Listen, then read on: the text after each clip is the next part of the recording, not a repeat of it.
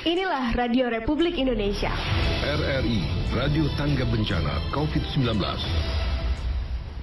Assalamualaikum warahmatullahi wabarakatuh dan selamat pagi siswa-siswi tentunya SMA, SMK, MA, sederajat, pokoknya semua yang ada di Sulawesi Selatan dan Sulawesi Barat. Untuk kesempatan pagi hari ini kembali saya Fitriani Rahman menemani dan tentunya kita sebentar akan belajar kembali di RRI dan kali ini akan belajar mata pelajaran biologi kelas 10 bersama dengan Bapak Dr. Andes Hamsa ya, MM, dan ini akan mengangkat topik tentang animalia. Ya, Pak Hamsa dari SMA 4 ya. Maaf tadi sempat dapat informasi dikiranya dari SMA 14. Yang ada dari SMA Negeri 4 Makassar. Baik. Dan seperti biasanya para siswa dan juga pendengar bisa ikut berpartisipasi lewat WhatsApp kita untuk berinteraksi. Untuk mata pelajaran ini 0811 410 968 di WhatsApp kita 0811 410 968 dan selalu saja kita bekerja sama dengan Dinas Pendidikan Provinsi Sulawesi Selatan dan menyiapkan tentunya hadiah untuk kuis. Nah, untuk kamu yang belum punya Quizzes ya, aplikasi Quizzes di handphone kamu bisa download aplikasi Quizzes dan nantikan sebentar saya akan memberikan kode gamenya ya. Siapa yang akan nantinya juga juara nantilah kita dengarkan setelah akhir seluruh pemaparan. Baik, di kesempatan ini kita langsung saja memulai. Assalamualaikum. Halo, assalamualaikum. Assalamualaikum. Sepertinya terputus ya. Iya, dicoba kembali. Baik, Pak Hamsa sudah standby ya dari tadi dan sudah tentunya bersama dengan kita. Cuma mungkin ini ada sedikit permasalahan di jaringan kita ya. Jaringan telepon mau ikutan PSBB. Oke, ya kali ini kita sebenarnya kita sudah berhadapan ya di room kita. Cuman belum diangkat ya, kali ini ya sudah dicoba kembali. Baik, untuk pendengar dan siswa kembali lagi kami mengundang nantinya untuk berinteraksi lewat WhatsApp kita di 0811 410 968 mata pelajaran biologi dan tentunya kita akan dengan animalia ya. Iya. Oke, halo, assalamualaikum. Waalaikumsalam Warahmatullahi wabarakatuh. Oke, Pak Hamsa sudah siap ya kita dengan pelajaran hari ini? Iya. Iya. Baik, silakan memberikan pemaparan untuk pelajarannya mata pelajaran biologi dengan tema animalia. Silakan. Ya. Makasih. Assalamualaikum warahmatullahi wabarakatuh.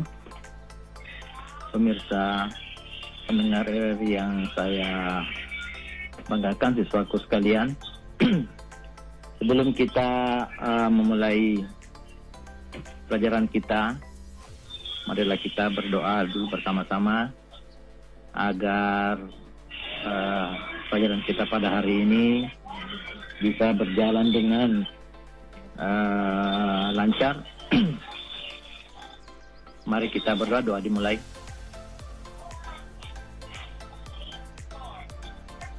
Ya, selesai. Anakku semua, pendengar RRI, di mana saja berada.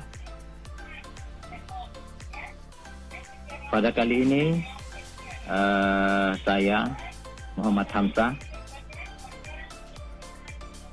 mengajar di SMA Negeri 4 Makassar.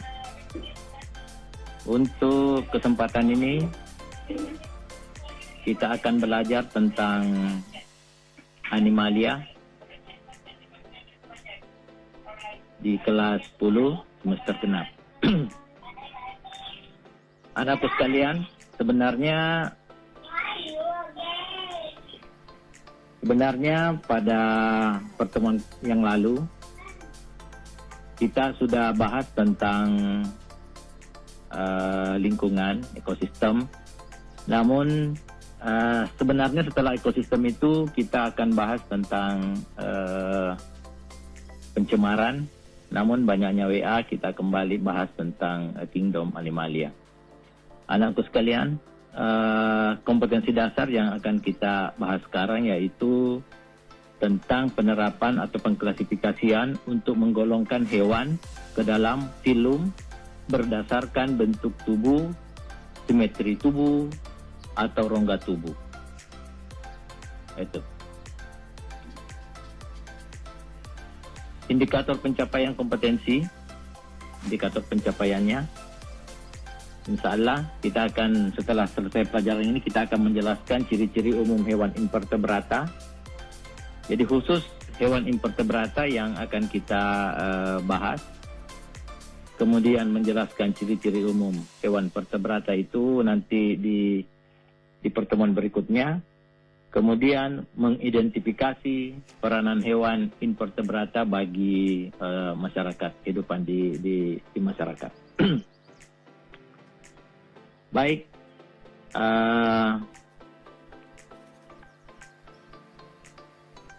selanjutnya kita masuk ke khusus pembahasan animalia. Jadi hewan animalia ini memiliki nama Latin yang artinya anima. Anima itu dalam bahasa Indonesia artinya jiwa. Jadi anima berarti jiwa. Animalia dianggap seperti itu dalam bahasa Latin yang kemungkinannya menyatakan bahwa semua hewan ini memiliki jiwa, seperti itu. Sehingga dinamakanlah anima. Ini dari bahasa Latin. Anak-anakku sekalian, saat ini diketahui ada sekitar 9.812.000, jadi 9.812.298 jenis hewan. Jadi saya ulangi, 9.812.298 jenis hewan. Dan baru 1.326.239 yang jadi hewan yang telah diberi nama. Berarti masih ada sekitar 7.000 lebih hewan yang belum diberi nama. Saya ulangi, saat ini ada 9.812.298 jenis hewan. Dan baru 1.326.279 jenis yang telah diberi nama. Artinya masih ada 7.000 lebih jenis hewan yang belum diberi nama. Nah, siapakah yang memberi nama ini?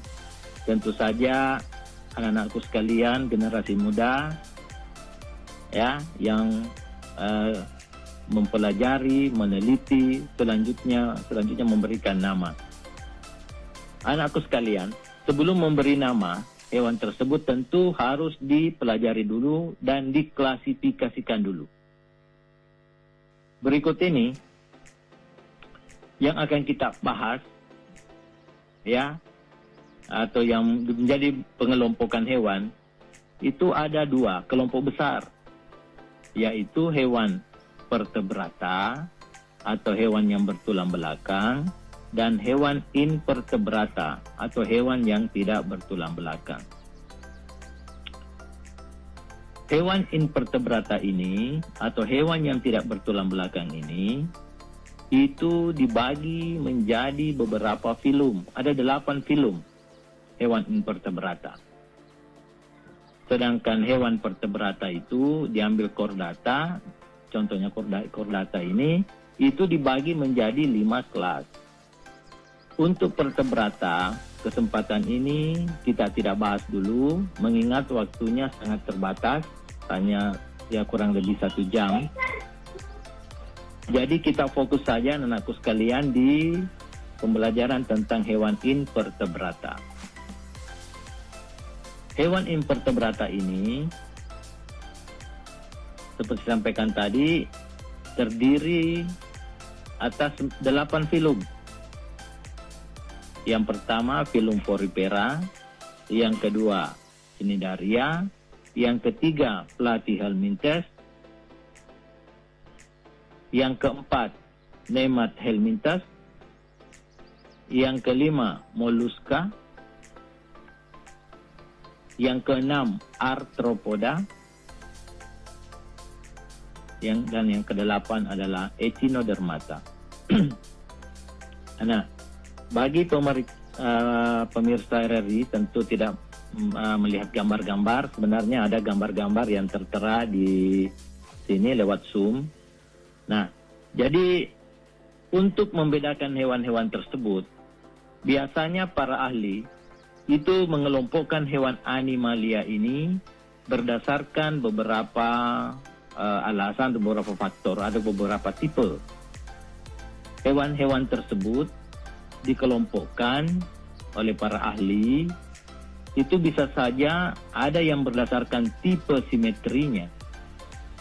Jadi hewan ini dibagi berdasarkan tipe simetri.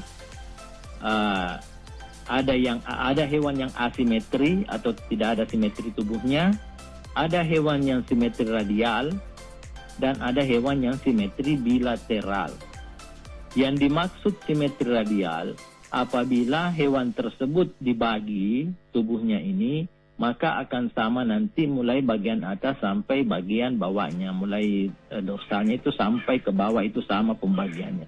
Itu radial, dan biasanya hewan-hewan ini bulat. Ya, bulat. Yang ketiga adalah simetri bilateral. Simetri bilateral. Hewan yang simetri bilateral ini bila dibagi itu dari depan sampai ke belakang itu akan sama. Nanti kita akan bahas satu persatu tentang teknik bagaimana itu simetri bilateral atau simetri radial dan asimetri. Yang kedua, pembagian yang kedua itu berdasarkan jumlah lapisan jaringannya atau jumlah lapisan jaringan pada tubuhnya. Pembagian ini dibagi menjadi dua, yaitu diploblastik dan triploblastik. Diploblastik itu bila mana dua lapis, dan triploblastik jika lapisan tubuhnya terdiri atas 3 lapis. Sebentar nanti kita akan bahas persatu persatu. Kemudian segmentasi, jadi ada juga ahli yang membedakan menjadi segmen, atau ada yang hewan yang bersegmen, ada yang tidak bersegmen. Misalnya yang bersegmen itu misalnya yang arthropoda, atau yang mempunyai sekat-sekat pada tubuhnya, itu namanya bersegmen. Dan tidak bersekat, jadi ada yang bersekat atau bersegmen, ada yang tidak bersegmen. Yang tidak bersegmen misalnya cumi-cumi, itu tidak ada segmennya. Hewan Mollusca itu tidak ada segmennya. Dan ada juga yang membagi berdasarkan tipe selomnya. Jadi ada yang aselomata, ada yang pseudoselomata, dan ada yang euselomata. Jadi ada 3. Baik, tadi untuk tipe simetri tubuh tadi itu kita ambil contoh misalnya udang itu simetri bilateral. Ya, jadi kalau jengking itu termasuk simetri bilateral. Itu Echinodermata, Porifera, nah itu semua radial. Baik anak-anakku sekalian, untuk lapisan tubuh pembagi tadi itu yang pertama adalah berdasarkan simetri tubuhnya. Jadi simetri tubuh itu, saya ulangi kembali, ada yang radial, ada yang bilateral. Ya. Ada yang radial, ada yang bilateral. Bilateral itu bila mana hewan yang bagian tubuhnya tersusun bersebelahan dengan bagian lainnya.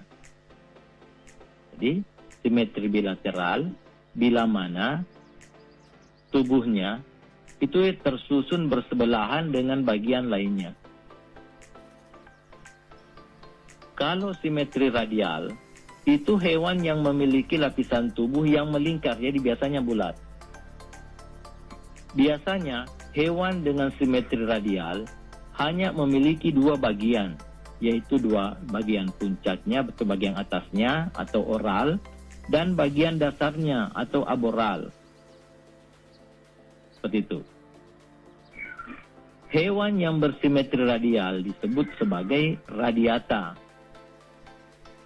Yang termasuk kelompok radiata ini adalah Porifera, Cnidaria, dan Echinodermata. Sedangkan yang termasuk bilateral itu adalah cumi-cumi dan kalajengking. Ya, dan lain-lain, banyak lagi contoh berikutnya. Bagi ahli yang membagi lapisannya berdasarkan jumlah lapisan tubuhnya, yang kedua ini ya, yang kedua itu, yang pertama tadi adalah simetri tubuhnya, yang kedua adalah jumlah lapisan tubuhnya. Jadi kalau jumlah lapisan tubuh ini ada yang diploblastik, ada yang triploblastik. Di artinya dua, jadi hanya dua saja lapisan tubuhnya. Nah itu, yaitu lapisan terluar yang disebut dengan ektoderm, sedangkan lapisan dalam disebut dengan endoderm. Jadi hanya dua saja, dua lapis. Ada yang ektoderm, ada yang endoderm, bagian luar dan bagian dalam. Contohnya di sini adalah ubur-ubur dan anemon laut. Itu hanya dua lapis tubuhnya. Sedangkan para ahli yang membagi menjadi tiga lapis tubuhnya, jadi lapisan tubuh ada yang dua lapis, ada yang tiga lapis. Yang tiga lapis disebut dengan triploblastik. Triploblastik ini adalah hewan yang memiliki tiga lapis sel tubuh. Tiga lapis sel tubuhnya. Jadi lapisan terluar disebut exoderm, lapisan tengah disebut mesoderm, dan lapisan dalam disebut endoderm. Jadi berbeda. Kalau di triploblastik atau yang berlapis tiga lapis ini, itu ada lapisan tengahnya yang dikenal dengan mesoderm. Di hewan yang diploblastik hanya dua saja, ektoderm dan endoderm. Contoh daripada hewan yang triploblastik ini adalah cacing tanah, linta, moluska, dan arthropoda. Seperti itu. Nah, yang membagi segmentasi, jadi yang tadi yang pertama adalah simetri tubuhnya, yang kedua adalah jumlah lapisan tubuhnya, dan yang ketiga adalah segmentasinya. Segmentasi.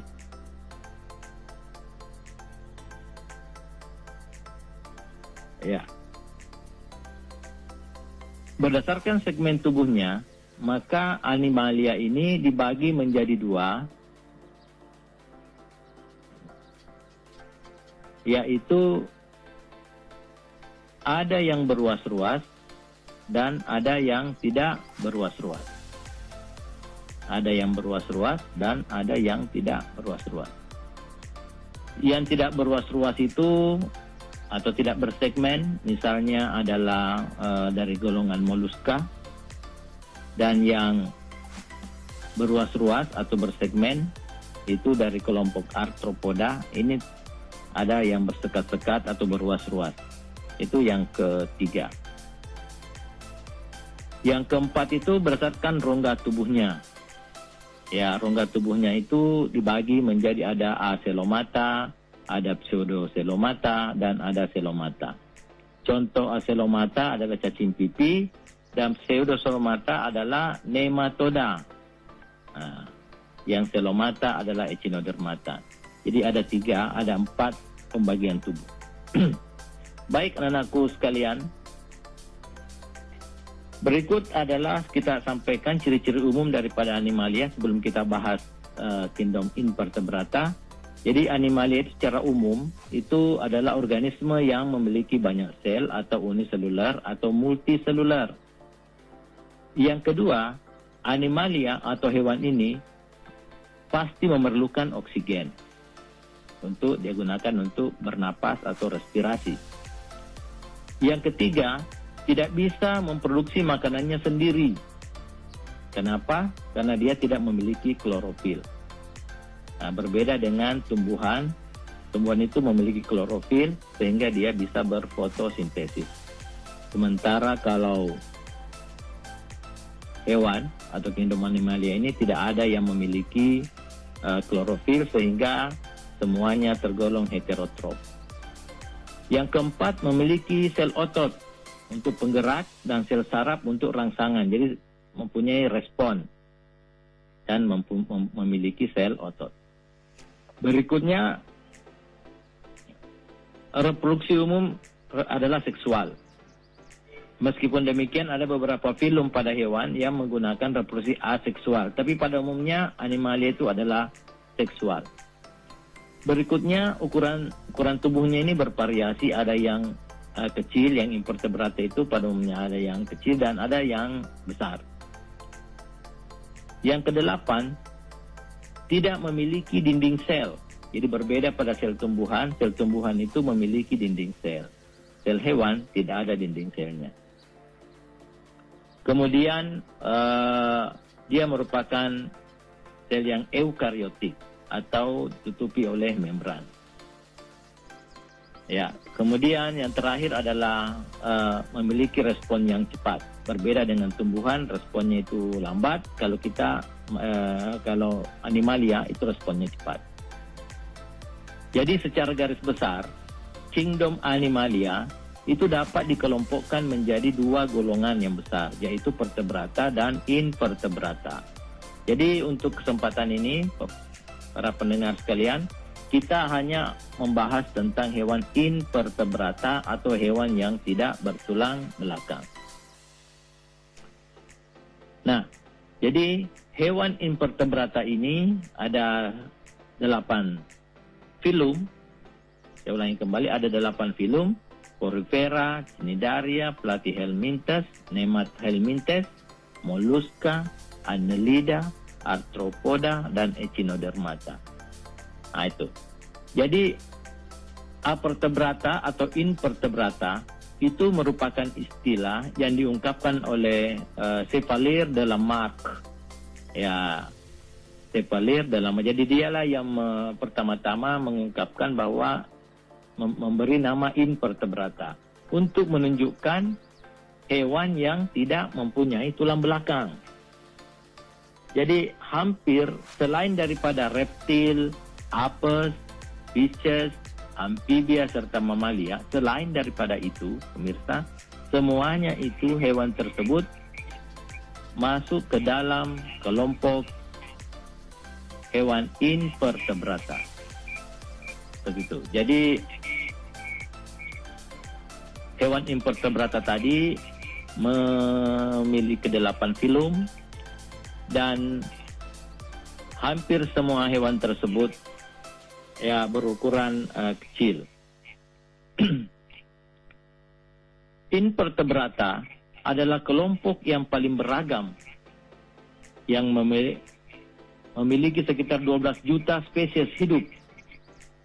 Jadi ada 12 juta spesies. Sebagian besar itu adalah hewan berdarah dingin. Jadi di antara 12 juta spesies invertebrata itu adalah hewan berdarah dingin. Yang dimaksud dengan hewan berdarah dingin adalah suhu tubuh mereka ini tergantung pada suhu pada lingkungan atmosfer. Nah, itulah. Anakku sekalian, Stephen Hilhensburg, dia merupakan lulusan biologi dari Humboldt State University di Amerika Serikat. Pada tahun 1998, dia menulis sekaligus menyutradarai. Dia membuat karakter atau animasi SpongeBob yang terkenal itu. Jadi SpongeBob SquarePants yang ada film kartun di anak-anak. Ini sangat digemari oleh anak-anak. Ternyata animasi tersebut itu terinspirasi dari 8 film dari animalia yang akan kita bahas nanti. Jadi SpongeBob SquarePants itu terinspirasi dari 8 film dari animalia. kita bisa lihat tampilannya. Saya sengaja tampilkan kalau di zoom. Jadi yang pertama adalah porifera. Di situ adalah SpongeBob. Jadi karakter Spong dari golongan porifera. Fungsi porifera di sini adalah untuk sebagai bahan penggosok. Nah, itu. Kemudian ada dari kelompok atau film Coelenterata. Biasanya ada di situ di animasi tersebut ada namanya ubur-ubur yang selalu dikejar oleh SpongeBob atau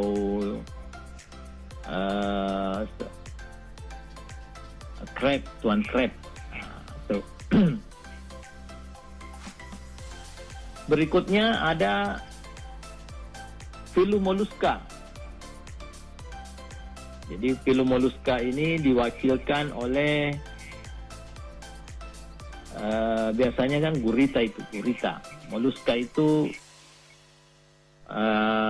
siput Gary. Ya, jadi pemainnya atau yang karakternya itu adalah siput. Siput itu termasuk golongan Mollusca. Kemudian ada dari mewakili arthropoda, Tuan Crab. Ya, Tuan Crab itu masuk golongan arthropoda dari kepiting. Karakter kepiting diperankan oleh Tuan Crab. Dia termasuk kelompok arthropoda. Kemudian ada dari film Echinodermata.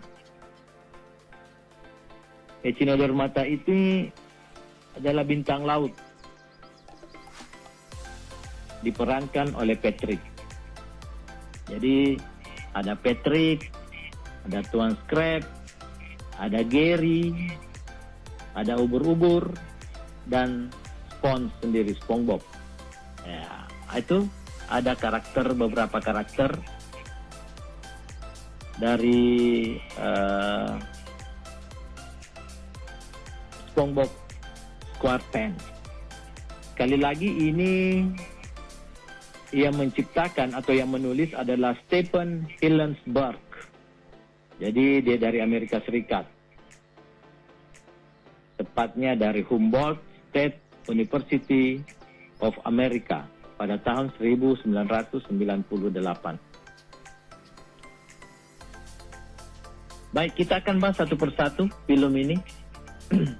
Jadi kita mulai dari film Porifera, diperankan oleh SpongeBob.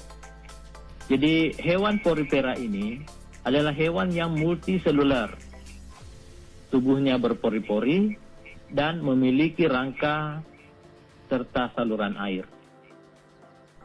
Itu. Ya, Pak Yang Hamzah, kedua, waktunya tinggal 5 menit ya untuk pemaparan. Oh gitu ya? Iya. Karena kita akan berinteraksi. Oh Iya. gitu. Iya. Ya, silakan. baik. Ya. Jadi karena waktu kita sangat terbatas, sebenarnya kita akan membahas satu persatu di sini. Jadi mulai dari Porifera, Cnidaria, Platyhelminthes, Nemathelminthes, Mollusca, Annelida, Arthropoda, dan Echinodermata. Ada 8 film yang mestinya kita bahas. Ya, Porifera sudah jelas tadi, Cnidaria, Platyhelminthes, Nemathelminthes. Ini sebenarnya harus jelas. Yang apa ciri-cirinya, karakternya seperti apa, karakteristiknya seperti apa, dan peranannya pada lingkungan. Ya, sayang sekali materi kita terbatas. Jadi mulai dari, saya singkat saja, Porifera. Yang kedua adalah Cnidaria, contohnya Coelenterata, gambarnya jelas ada. Kemudian Platyhelminthes, gambar ada. Yang terlampir di zoom ya. Zoom.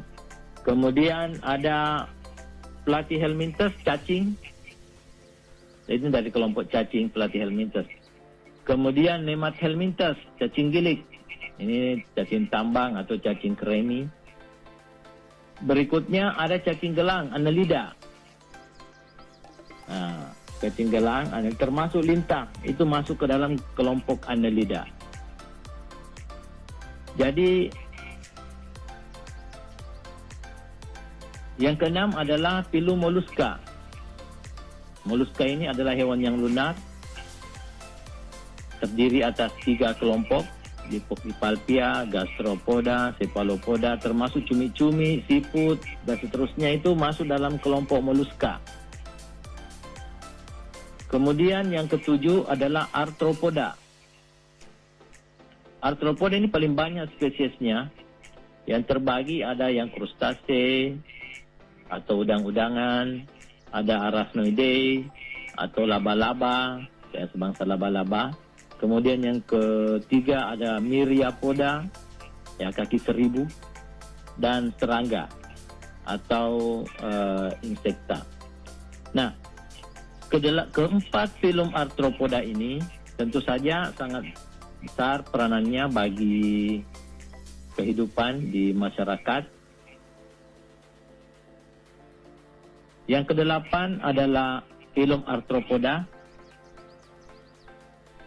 Filum arthropoda ini diambil contoh adalah kepiting. Kemudian yang terakhir, filum yang terakhir adalah filum Echinodermata atau hewan berkulit duri. Ini filum yang terakhir, hewan berkulit duri. Contohnya adalah bintang laut, keripang, dan seterusnya. Semua tadi hewan ini itu membentuk suatu terumbu karang. Jadi kita Indonesia ini alhamdulillah terumbu karang kita sangat baik, terjaga. Mudah-mudahan kita bisa menjaganya karena itu menjadi aset, ya, bagi Indonesia. Baik, karena waktunya sangat terbatas, bisa kita interaksi atau bagaimana, Ibu? Halo? Iya, jadi kita menantikan interaksi dari siswa kita dan juga para pendengar lewat WhatsApp kita di 0811 410 968, sekali lagi di 0811 410 968. Sebelum kita mendapatkan interaksi dan juga nanti akan saya kasih kode gamenya, kita dengarkan dulu pesan berikut ini.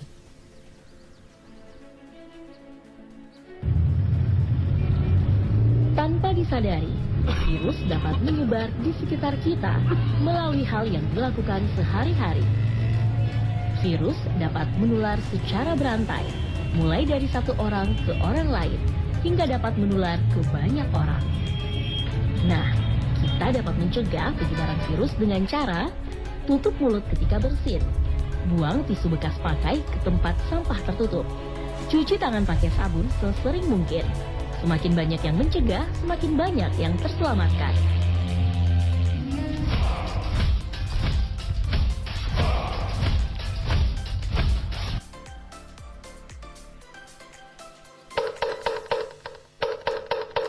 Waktunya kentongan. Untuk menghindarkan kita dari COVID-19 atau virus corona, tidak cukup dengan social distancing. WHO menganjurkan physical distancing, di mana secara fisik kita benar-benar terpisah. Paling tidak, jaga jarak aman antara satu dan lainnya. Sementara social distancing, hubungan manusia dengan manusia memang tidak bisa dipisahkan. Secara sosial, kita masih bisa membangunnya dengan media sosial, seperti WhatsApp dan sejenisnya. RRI, Radio Tanggap Bencana. Inilah Radio Republik Indonesia. RRI, Radio Tanggap Bencana COVID-19. Baik, ya pendengar dan para siswa sekalian, untuk masuk ke kuis kita yang sudah mendownload kuisis di kode 097400 097400 ya. Jadi di 097400. Oke, dan kita masih bersama dengan Pak Hamsa ya. Baik ya, ada dari siswa ini Pak Hamsa. Ya. Iya, saya bacakan. Mereka sepertinya minta, ya, minta materi nih. Oke, saya tidak tahu Yang dari minta siapa. materi, Bu, bisa di Disdik. Langsung ke Disdik ya. Oke. Baik, kita ini rame rupanya room ya. Baik, ini ya, saya bacakan lagi. Ada Firda Mauliani dari SMA Negeri 9. Katanya bagaimana peran animalia dalam kehidupan sebenarnya, Pak? Ya. Oke. Saya jawab sekarang? Iya, silakan. Ya. Jadi seperti saya jelaskan tadi bahwa animalia ini kan kita bagi menjadi dua kelompok besar. Ada yang vertebrata, ada yang invertebrata. Ya. Masing-masing tentu saja ada peranan positif dan ada peranan negatifnya. Hampir semua hewan yang invertebrata ini bisa kita dia sebagai terumbu karang, ada di laut. Dia bisa membentuk vegetasi di laut yang membuat terumbu karang kita ini alhamdulillah sekarang di Indonesia itu seperti Takabonerate itu menjadi objek wisata. Simpulannya seperti itu. Sementara di kelompok vertebrata ini, vertebrata tadi kan invertebrata Bu ya. Sekarang ini yang di vertebrata ini rata-rata kita bisa mengkonsumsi seperti dalam bentuk daging, dan dia bisa diolah sebagai barang kosmetik, obat-obatan, gitu ya seperti itu. Itu vertebrata Pak ya? Ya, vertebrata. Invertebrata juga ada. Invertebrata juga seperti chlorella. Ya, atau seperti misalnya bukan chlorella ya, itu seperti misalnya di linta. Linta kan jadi obat. Minyak linta itu ya. Minyak linta. Kemudian apa? Cacing tanah. Ya, cacing tanah. Sekarang bisa jadikan obat tipes. Kan? Seperti itu. Ya, cacing tanah. Itu termasuk invertebrata. Jadi bisa obat, bisa kosmetik, bisa itu tadi spons itu untuk bahan penggosok. Ya, spons itu untuk bahan penggosok. Jadi untuk hewan vertebratanya ya tentu saja bisa kita konsumsi. Ya, mulai dari spesies ikan kan, kelompok Pisces. Ada kepiting lagi tadi itu kan, ada udang. Ya, itu bisa kita konsumsi. Seperti itu. Jadi selain sebagai terumbu karang, juga bisa meskipun sebenarnya masih ada juga faktor negatifnya. Ya, ada seperti bisa menyebabkan penyakit, cacing, kremi, cacing pita, nyamuk misalnya, itu bisa menyebabkan penyakit. Sekira begitu. Jadi ini juga Nia Kurniati Rustam SMA Negeri 4 Pangkep ini terjawab dengan sendirinya pertanyaannya. Dia tanya tadi bagaimana peran invertebrata dalam kehidupan sehari-hari. Tadi langsung dijawab ya. Baik, kita saya tidak tahu namanya siapa nih. Katanya mau tanya apa bedanya simetri bilateral dan simetri radial. Ini apa ya? Betul. Itu. Maka anak, ini pertanyaan sangat baik. Ini biasanya kita kalau di ujian nasional atau dia masuk di perguruan tinggi, biasanya kita dikasih gambar. Ada gambarnya. Gambar. Kemudian disuruh tentukan ini jenis hewan ini dia simetri radial atau simetri bilateral. Itu. Di slide tadi yang saya tampilkan itu ada pembagian, ada gambar saya jelaskan sebenarnya. Seandainya dia lewat Zoom bisa kita lihat bagaimana polanya kalau bilateral atau radial. Nah, jadi kalau radial ini kalau kita bagi hewan tersebut, maka mulai bagian sebelah atasnya atau dorsalnya sampai ke ventralnya bagian bawah itu akan sama. Biasanya hewan ini bulat.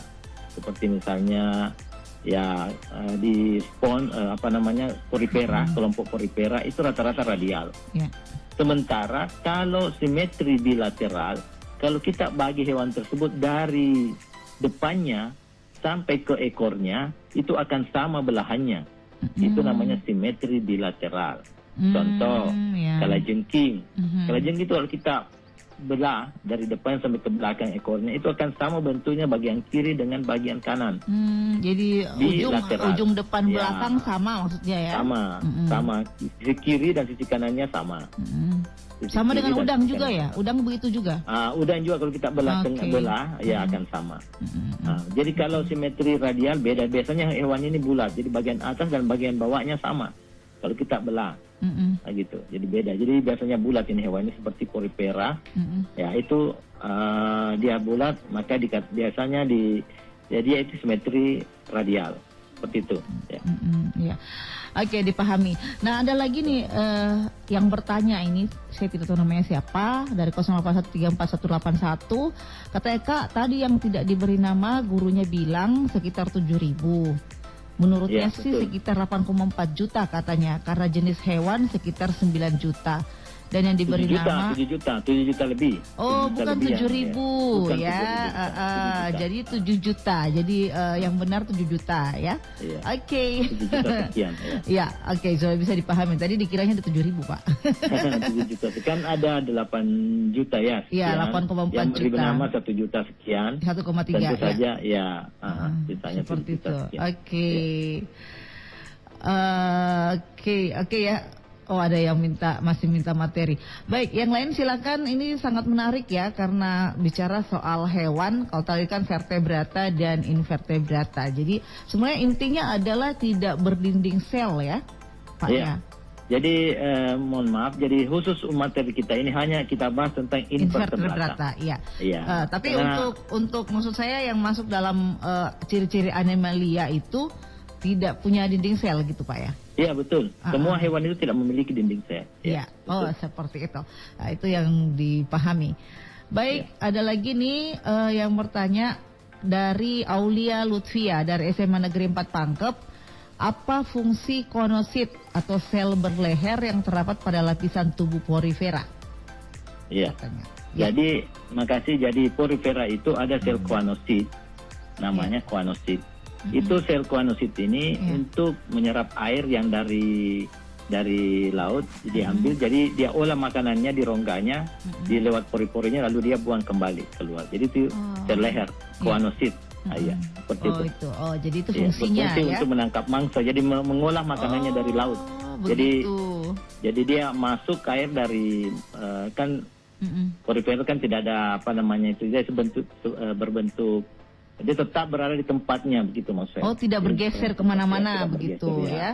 So, jadi istilahnya kita dulu itu batu karang lah seperti itu. Iya. Batu karang. Jadi itu bentukannya sebenarnya porifera. Jadi dia tetap bentuknya jadi polip. Kan ada dua sebenarnya Bu. Ada polip, ada medusa.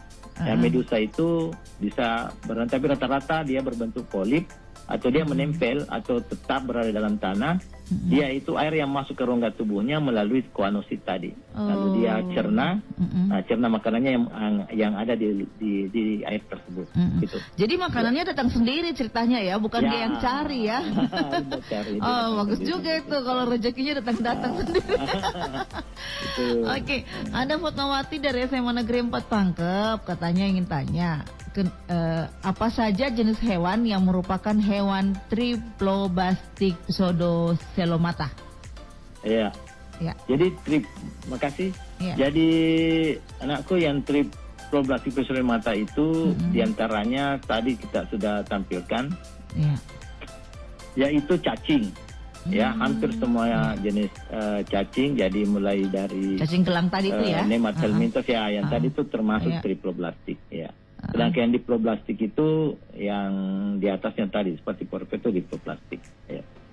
Oke. Ya. Iya. Oke, ada Nurhalisa Arifin dari SMA Negeri 13 Pangkep. Jika hewan tersebut dapat dibagi atau dibelah menjadi lebih dari 2 bagian dan itu semua sama besar, termasuk simetri apa hewan tersebut? Saya bisa jawab ini kayaknya. Simetri. Ya, jawaban yang tadi Pak ya. Ya, betul. Iya, berarti dia tidak radial. Iya. Iya, betul. Oke. Dia bilateral ya. Dia bilateral. Amfibi, reptilia, aves dan mamalia termasuk ke dalam invertebrata kah? Dari SMA Negeri 9. Ya. Bagaimana? Ya, silakan. Ya. Jadi mulai Pisces, kemudian amfibi, reptilia, Ya. burung ya, apes dan mamalia itu masuk vertebrata. Semua hewan ini adalah hewan yang bertulang belakang. Bertulang Ya, belakang. ya. Selain daripada itu dia masuk invertebrata. Jadi lebih banyak invertebrata ketimbang vertebrata. Jadi amfibi, reptilia itu vertebrata ya? Vertebrata. Oh, betul. berarti Ya. kan tadi pertanyaannya amfibi, reptilia, aves dan mamalia termasuk ke dalam invertebrata? Jawabannya bukan. Dia Bukan. vertebrata ya? Dia vertebrata. Oke. Saya jadi ingat belajar kembali ini. Kenapa hewan Betul. tidak memiliki dinding sel katanya? Dari Fauzi SMA Negeri 4 Pangkep. Iya.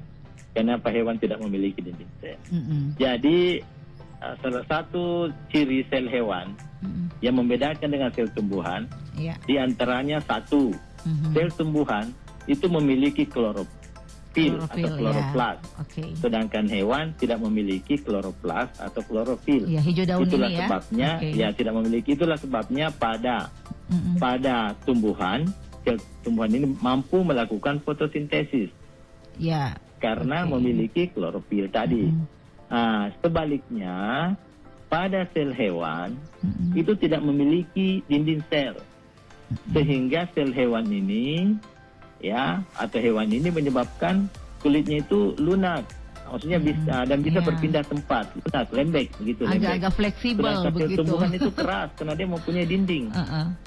Iya. Ya. Sama rumah ya, kalau ini pasti kan kalau pakai dinding agak keras itu.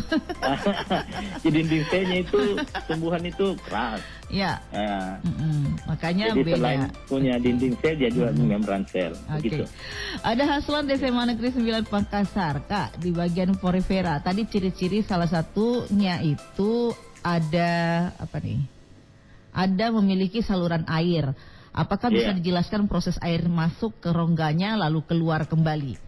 Bagaimana katanya Iya. masuk ke rongganya dan keluar Ya, kembali? itu tadi sudah dijelaskan tadi sebenarnya. Jadi melalui sel kuanosit tadi, Ya. Nah, itu tadi konosit iya. ya sudah nyambung tadi sebenarnya tadi. Jadi Iya, dia jadi masuk caranya sendiri dari gitu. mulut tadi itu air masuk, kemudian dilewat sel lehernya nikonosit itu masuk hewannya, dicerna makannya dalam, lalu dikeluarkan kembali lewat saluran air tersebut. Ya. Oke. Ada pencernaan film apa nih? Soelenterata. Yang betul bacanya ini Soelenterata atau Coelenterata? Coelenterata, ya.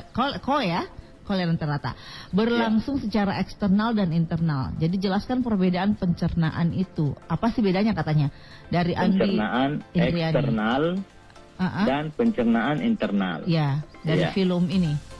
Ya. Jadi film Coelenterata ini sebenarnya begini. Dulu itu masih namanya Coelenterata. Ada buku masih sampai sekarang masih. Tapi sekarang ini akan berpisah menjadi Cnidaria. Ya, jadi film Cnidaria namanya. Diambil contoh Cnidaria ini adalah ubur-ubur atau Coelenterata. Masih Coelenteratin contohnya adalah ubur-ubur. Ya, ubur-ubur ini dia memiliki sel penyengat, gitu ya, sel penyengat. Nah, sistem pencernaan makanannya tadi tidak sempat kita tampilkan pencernaan makanannya. Jadi rata-rata itu internal. Jadi dia belum memiliki sistem pencernaan secara lengkap. Halo? Iya, silakan. Putus. Tidak. Halo? Iya, tidak. Oke, saya masih mendengarkan. Halo? Ya, Iya. tadi berdering tadi. Oke. Iya. Jadi saya lanjut bahwa ubur-ubur atau Coelenterata ini dia belum memiliki sistem pencernaan secara lengkap. Iya. Jadi dia masih sederhana, masuk lewat tubuhnya. Jadi ada saja dia melakukan pencernaan secara eksternal maupun internal. Tapi rata-rata tetap pencernaan internal dari dalam tubuhnya sendiri. Iya. Ya, meskipun sistem pencernaannya tidak selengkap hewan vertebrata, karena Coelenterata ini atau Cnidaria ini itu belum memiliki seperti mulut, usus dan seterusnya. Jadi masih sederhana gitu. Iya. Oke. Sebenarnya paling gampang tadi kita mencerna ya, karena ternyata kelompok invertebrata ini masuk dalam kelompoknya SpongeBob. Jadi agak mudah ya. Jadi ini jadi pembelajaran yang bagus ya. Jadi yang kenal Patrick, yang kenal itu di slide saya tampilkan foto-fotonya SpongeBob, gambarnya dan seterusnya itu ya. Itu menarik. Sebenarnya lebih mudah untuk dicerna oleh siapa saja, bahkan usia di sekolah SD. Jadi, ya. 8 film yang ada di Invertebrata, 5 film diwakili oleh SpongeBob. Keluarga SpongeBob. Jadi yang tidak diwakili hanya cacing saja, kelompok cacing-cacingan, seperti cacing tanah, lintah dan seterusnya, Nemathelminthus, Platyhelminthes, itu saja tidak masuk di SpongeBob. Selain itu ada semua masuk. Apalagi sebut ubur-ubur itu Pak, dengar ubur-ubur langsung TikTok orang. Oke, Nurul Kadriani dari SMA Negeri 9 Makassar, apakah chordata itu termasuk hewan invertebrata atau tidak? Iya. Saya jawab langsung, chordata itu notochord. Chord artinya tulang belakang. Sama dengan vertebrata. Chordata itu belakang. Jadi kalau dikatakan notochorda berarti itu hewan yang mempunyai tulang belakang. Berarti dia vertebrata ya. Sehingga pengklasifikasiannya filum animalia tadi ini yang ke-9-nya, jadi kalau saya sebut ulang kembali, mulai dari Polypera, Coelenterata, Platyhelminthes, Nemathelminthes, Mollusca, Annelida, yang ke-7 Arthropoda, yang ke-8 Echinodermata, dan yang ke-9 itu adalah chordata. Chordata itu adalah sudah masuk vertebrata sebenarnya. Oke. Baik, masih banyak sekali sebenarnya yang ingin bertanya dan mohon maaf saya tidak bisa menyebutkan semuanya ya atau untuk bisa menjawabnya. Kita langsung saja ke hasil kuis. Ada Agung Prawira Nugraha ya. Agung Prawira Nugraha, dan kepada Agung selamat ya mendapatkan tentu menjadi pemenang kuis kita untuk hari ini, dan silakan mengirimkan biodatanya ke nomor 0853 9415 1000, 0853 9415 1000 atau 0821 22 122 704. Sekali lagi di 0821 22 122 704. Banyak sekali yang sebenarnya minta materinya nih Pak ya, tertarik sekali tentunya untuk lebih paham, apalagi katanya gurunya juga menyuruh untuk merangkum ini apa pembicaraan kita di kesempatan kali ini. Oke, terima kasih banyak Pak Hamzah. Saya juga ikut banyak belajar, lebih mengingat kembali pelajaran kita yang lalu tentang hewan tulang belakang dan tidak ya. Yang jelas intinya adalah yang harus dipahami, membedakan antara tanaman dan hewan itu adalah karena hewan itu tidak punya dinding sel sedangkan tanaman punya. Jadi lebih mudah untuk kita pahami. Terima kasih tadi banyak contohnya, yang paling gampang SpongeBob tadi ya, dan ubur-ubur itu. Baik, terima kasih Pak Hamzah atas waktunya. Semoga kita tentunya bisa masih punya kesempatan lain waktu Pak ya untuk bisa berbincang kembali di Belajar di RRI. Assalamualaikum. Waalaikumsalam warahmatullahi wabarakatuh. Baik.